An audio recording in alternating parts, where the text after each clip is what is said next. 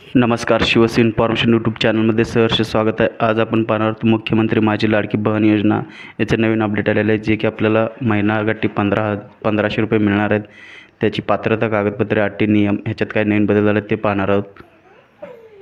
सदर योजनेची मुदत ही 15 जुलै 2024 पासून त्याची 31 ऑगस्ट 2024 पर्यंत करता येणार आहे महिलांना अर्ज.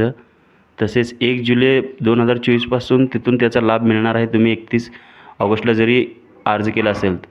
या योजनेमध्ये जे आदिवासाचं प्रमाण होतं, डोमेसिल होतं, ते कमी म्हणजे नसेल तरी चालेल. त्यासाठी त्यांना तुम्हाला 15 वर्षापूर्वी राशन कार्डचं असेल, मतदान ओळखपत्र असेल, शाळा सोडल्याचं प्रमाणपत्र असेल, जन्मदाखला या चारीपैकी कोणतेही एक ग्राह्य धरण्यात येईल ओळखपत्र असलेलं.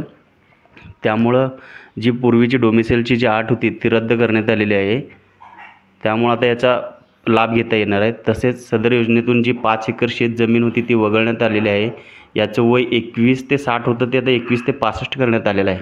परराज्यात जन्मलेल्या महिलांनी महाराष्ट्रातील पुरुषावर विवाह केला असेल तर त्याबाबत त्या पतीचं जन्मदाखला, शाळा सोडल्याचे प्रमाणपत्र आणि आदिवासाचं प्रमाणपत्र ग्राह्य धरण्यात येईल.